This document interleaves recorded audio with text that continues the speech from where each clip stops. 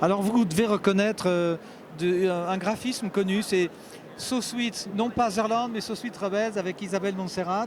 Bienvenue, merci d'être présente sur ce plateau en plein salon du livre avec une de vos graphistes. Oui, ce sont des graphistes différents. Et si vous êtes adepte de votre catalogue de France Loisirs, souvenez-vous, la page de Noël, on vous l'avait confiée.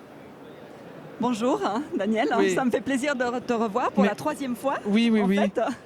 Alors ça avance là, parce que là on voit un vrai projet. Ça avance en fait. La première fois on était venu, c'était un projet. La deuxième fois on venait d'ouvrir les bureaux en fait. Et puis cette année, ben voilà, on est au Salon du Livre avec un livre concrètement, So Switzerland, So Sweet Rebels, qui est dans l'édition en fait de la maison d'édition de Xavier. Xavier est un ami de très longue date. Yves Portenier, je l'ai appris, mais oui, ils ont travaillé ensemble. Ils ont travaillé ensemble.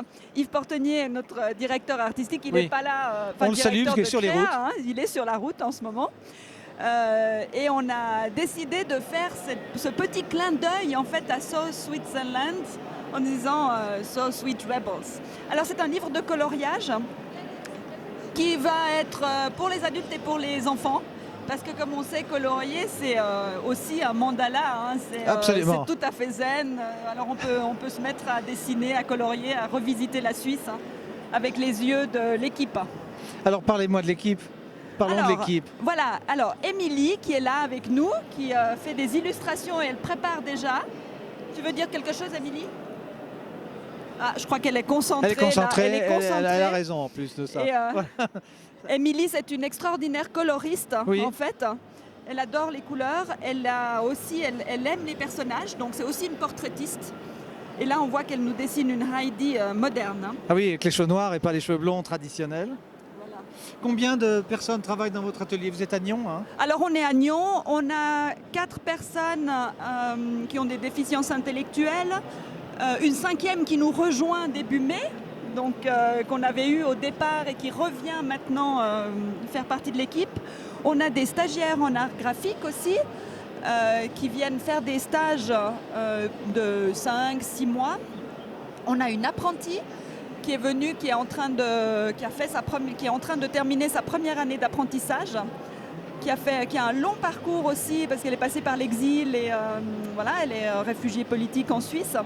Donc c'est vraiment une équipe très mixte, formidable, qui nous amène un tas de choses. En fait, on voit la vie d'un monde d'une perspective complètement différente. Une dernière question, parce que ça file très vite. Est-ce que vous avez le sentiment qu'on a plus de liberté lorsqu'il y a des contraintes psychologiques ou mécaniques? Est-ce que vos artistes et graphistes sont plus libres que quelqu'un de très formaté? Est-ce que c'est plus enivrant pour vous de voir ça?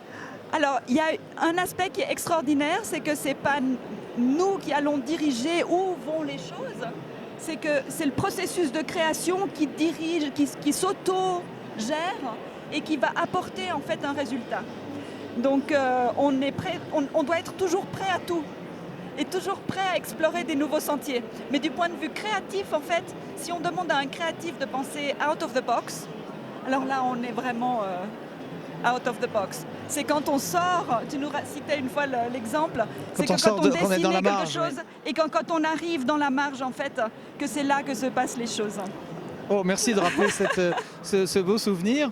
Merci.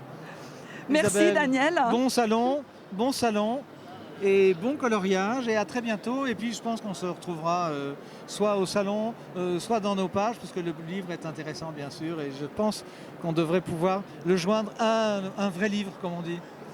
Merci Daniel, merci. À bientôt. Et puis on salue Yves Portenier si on regarde. Oui, merci beaucoup. À très